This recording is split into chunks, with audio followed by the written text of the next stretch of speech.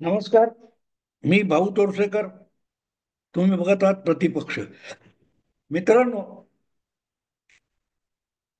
सोमवारी सुप्रीम कोर्टाने दिलेल्या एका निकालामुळे महाराष्ट्रात एक नवं चक्रीवादळ येणार अशी चाहूल लागलेली आहे. आणि चक्रीवादळ म्हणजे अर्थातच राजकारणातलं चक्रीवादळ आहे. लोकसभा आणि विधानसभा निवडणुका संपल्यावर आता जवळजवळ एक वर्षाचा काळ झालाय लोकसभेला, आणि विधानसभा संपून 6-7 महिने उलटून गेलेले आहेत. आणि त्यानंतर अनेक राजकीय पक्षांना आपल्या भवितव्याची चिंता सतावते.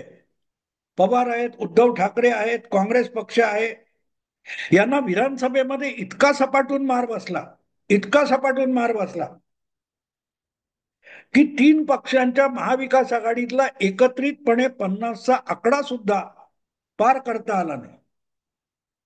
जे सरकार बनवण्याच्या गमजा करत होते त्यापैकी एकाही पक्षाला विधानसभेतलं विरोधी नेतेपद मिळवावं यासाठी आवश्यक असलेल्या 29 जागा आमदार मिळवता आले नाही. 29 आमदार मिळवता आलेले नाही. आयदर 2 पक्षांनी कुठच्या तरी एकत्र येऊन दावा करावा अशी परिस्थिती आहे. आणि 8 महिने उलटत आले तरी अजूनही महाराष्ट्र विधानसभेमध्ये विरोधी नेता म्हणून अधिकृत कोणाचीही निवड झालेली नाही. कारण विरोधी नेता होण्यासाठी सुद्धा सरकारच्या मर्जीवर अवलंबून राहण्याची लाचारी आली.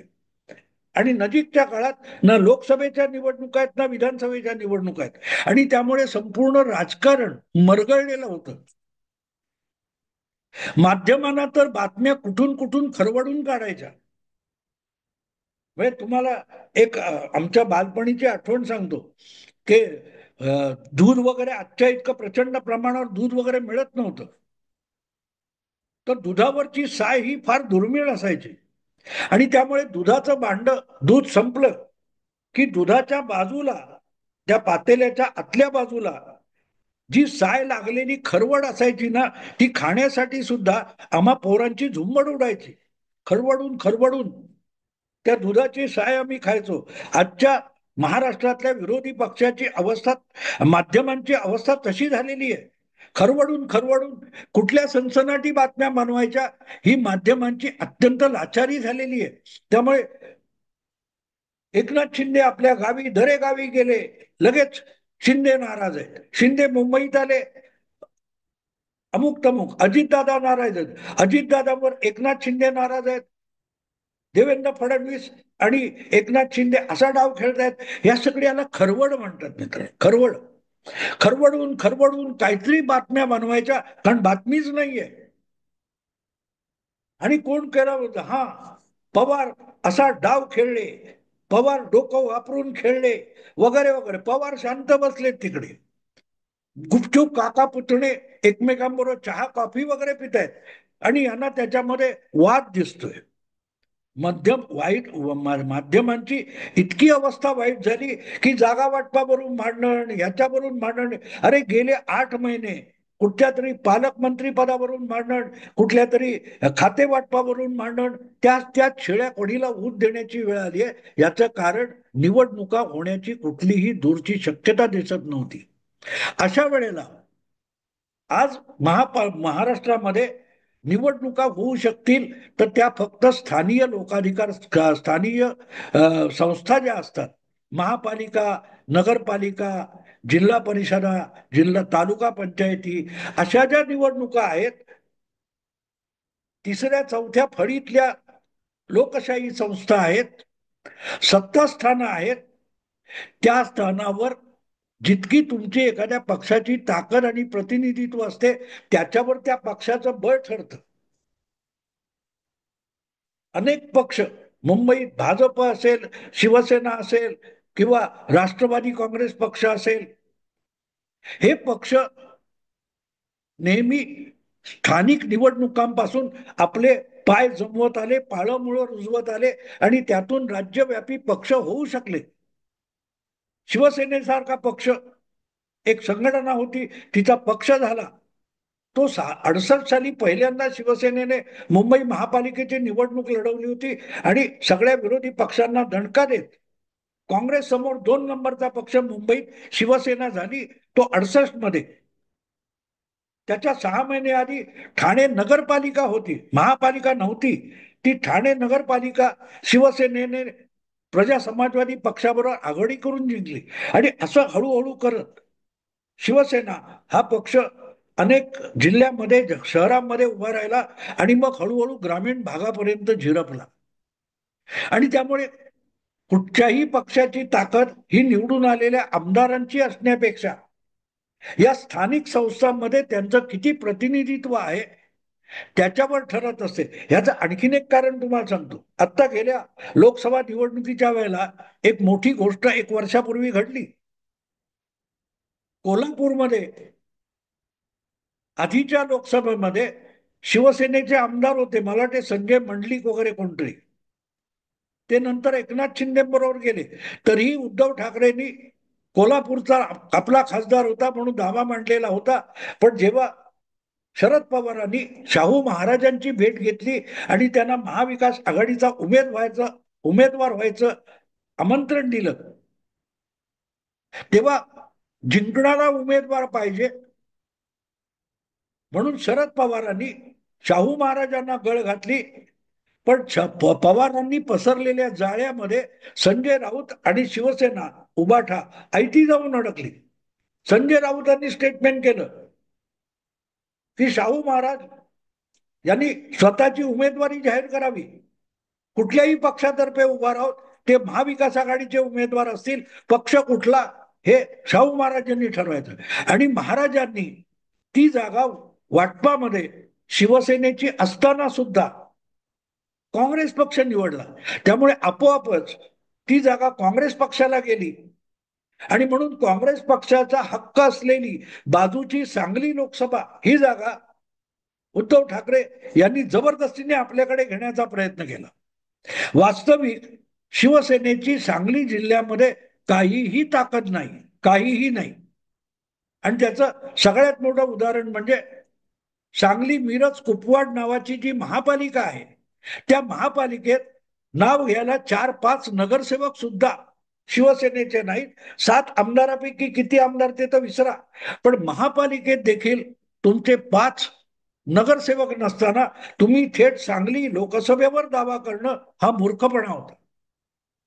जयंत पाटलांनी आपला आपला डाव खेळला त्याच्यात, की चंद्रहार पाटील नावाचा तिथला एक प्रसिद्ध पहलवान होता, बहुत मोठा कुस्ती मारणारा, त्याला मातोश्रीवर पाठवला.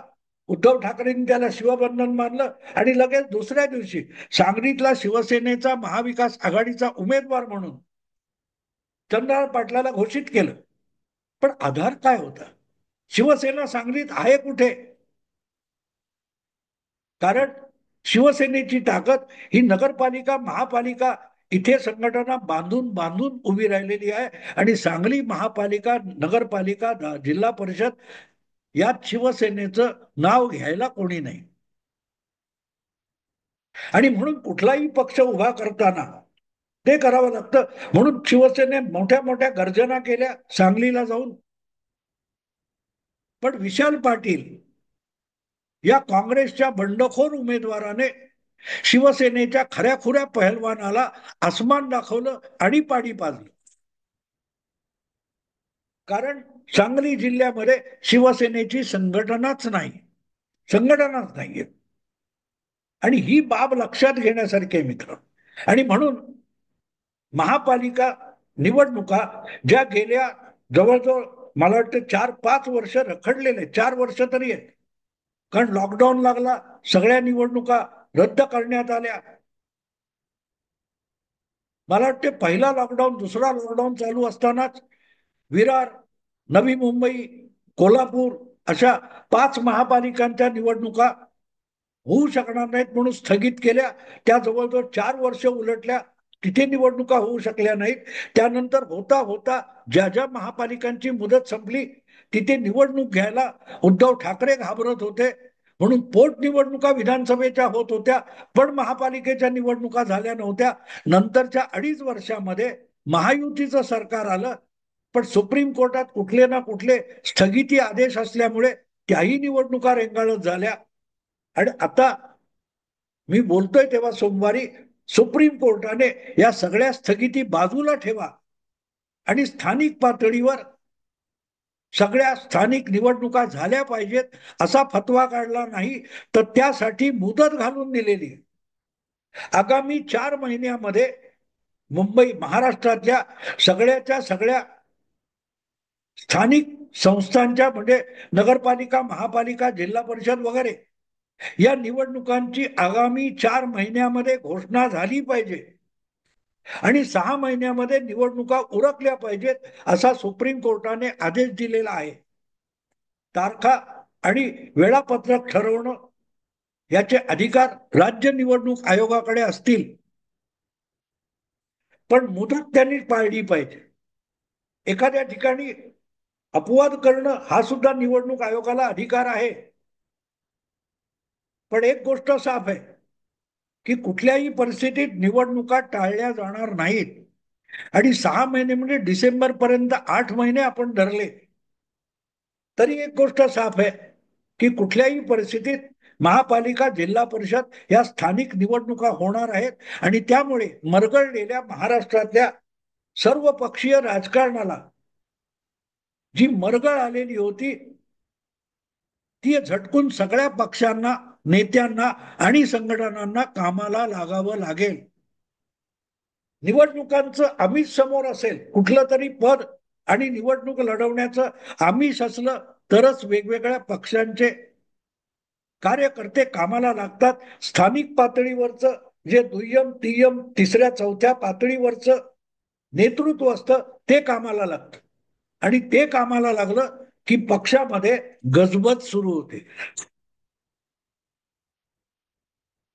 गंमत अशी असते की पक्षाचं नेतृत्व खालून येतं वर. नारायण राणे शाखा प्रमुख एकदम नगरसेवकापासून मुख्यमंत्री पदापर्यंत पोहोचले. एकनाथ शिंदे नगरसेवकापासून मुख्यमंत्री पदापर्यंत पोहोचले. देवेंद्र फडणवीस महापौर, नगरसेवक, मुख्यमंत्री. मनोहर जोशी नगरसेवक, आमदार, मुख्यमंत्री. हे मी एवढ्यासाठी सांगतोय की तळागाळातून कार्यकर्ते उभे राहतात, पक्ष आणि संघटना उभ्या राहतात, त्यातून राजकारणामध्ये गजबज सुरू होते. पण 2017 नंतर महाराष्ट्रातल्या या सगळ्याच्या सगळ्या स्थानिक पातळीवरच्या निवडणुका कुठलं ना कुठलं कारण दाखवून रेंगाळल्या गेल्या किंवा टाळल्या गेल्या. आता सुप्रीम कोर्टाचे स्थगित आदेश बाजूला ठेवून जर होणार असतील तर ती महाराष्ट्रात एक चक्रीवादळ येऊ घातलंय याची चाहूल आहे असं म्हणायला हरकत नाही. मी चक्रीवादळ एवढ्यासाठी म्हणतो की 5 वर्ष मुदत संपल्यानंतर जे जे कोणी जिल्हा परिषद, तालुका पंचायत, महापालिका, नगरपालिका यांचे प्रतिनिधी म्हणून निवडून आले होते त्यांचे अधिकार गेलेले आहेत. आणि त्यांना कमीत कमी गेले 3 ते 4 वर्ष आपापल्या वॉर्डामध्ये, मतदारसंघामध्ये आवश्यक तितकं काम करता आलेलं नाही. प्रशासनिक अधिकारी, प्रशासनिक संस्था यांचा गळा पकडून हे नगरसेवक आपल्या एरियामधलं काम करून घेतात.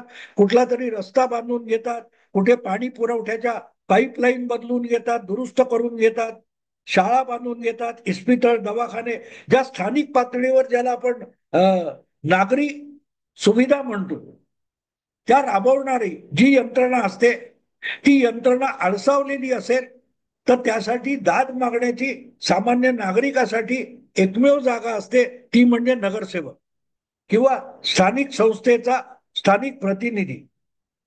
त्या निवडणुका टाळल्या गेल्यामुळे जवळजवळ गेल्या 3-4 वर्षामध्ये सगळ्या राजकीय पक्षांचं स्थानिक पातळीवरचं राजकारण सगळं बोंबलेलं आहे. आणि म्हणून अंदाज नसलेले हे तिसऱ्या, चौथ्या स्तरावरचे वेगवेगळ्या पक्षांचे नेते हे गेल्या 1.5-2 वर्षात इकडून तिकडे उड्या मारताना, तळ्यात मळ्यात करताना आपण बघतोय. प्रवाह एक प्रकारचा कुंठित झालाय, की मी या आमदाराबरोबर राहू, त्या पक्षाबरोबर राहू, तर मला त्या पक्षाचं तिकीट मिळेल, मी नगरसेवक होऊ शकेल, मी झेडपीचा मेंबर होऊ शकेल, याचा अंदाज बांधता येत नाही.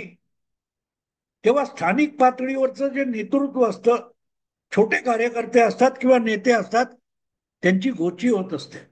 ते आपल्या परीने साधारणतः निवडणुकीपूर्वी 1-2 वर्ष पदरमोड करत असतात, लाखाचे खर्च करत असतात.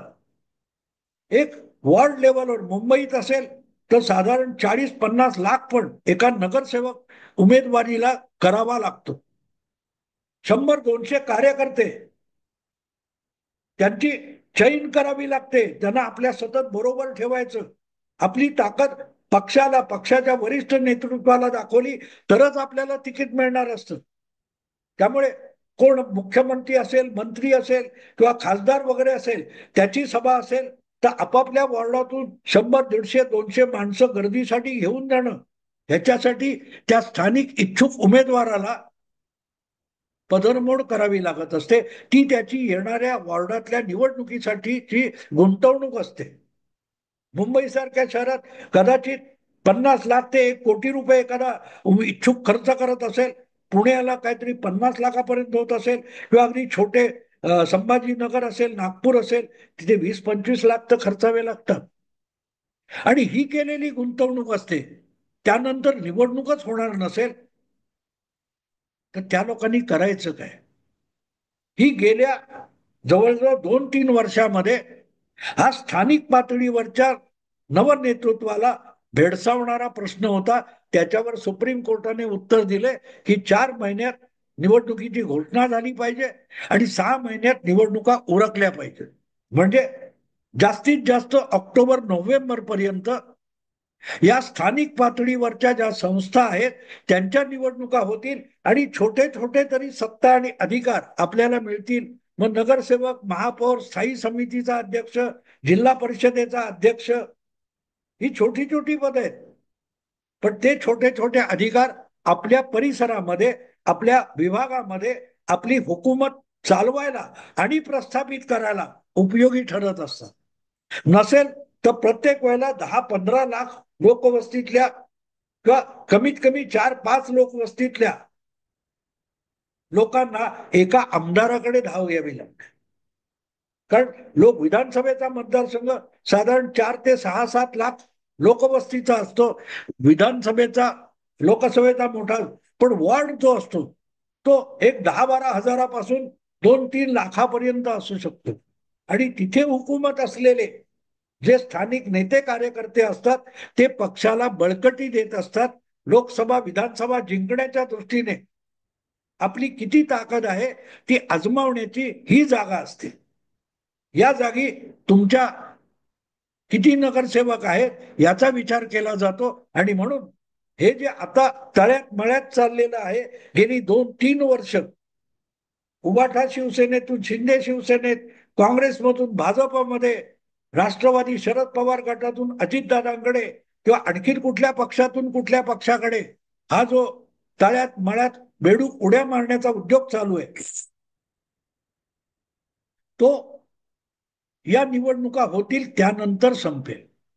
आणि म्हणून हे अतिशय हजारो संख्येने उमेदवार जिथे येणार आहेत, सगळ्या महापालिका, सगळ्या नगर परिषदा घेतल्या तर कदाचित 30 ते 50 हजार उमेदवार या निवडणुकांमध्ये उतरू शकतात. आणि तितके उमेदवार उतरणार असतील तर एक प्रकारचं राजकीय चक्रीवादळ निवडणुकीच्या स्वरूपात महाराष्ट्रात येऊ घातलेलं आहे. आणि त्यामुळे यातले कोण आपले, कोण परिचय, जागा वाटप, हा धुमस चक्री होणार आहे, धुमस चक्री होणार. हे आता 1-2 दिवसात सुरू होईल. भारतावर, पाकिस्तानवर जे युद्धाचे ढग आहेत त्याच्या पलीकडे बातम्या आता, युती किती, आघाडी किती, आघाडी महाविकास आघाडी टिकणार की नाही, महायुतीत काय होईल, जागा वाटप होईल की नाही, या सगळ्याचा गदारोळ आता येणाऱ्या पुढल्या काही दिवसात आपण ऐकणार आहोत, बघणार आहोत. आणि म्हणून म्हटलं, महाराष्ट्रात चक्रीवादळ येऊ घातल्याची ही चाहूल आहे. मित्रांनो, आता इथेच थांबतो. आवडलं लाईक करा, शेअर करा आणि प्रतिपक्षला सबस्क्राईब करा. नमस्कार.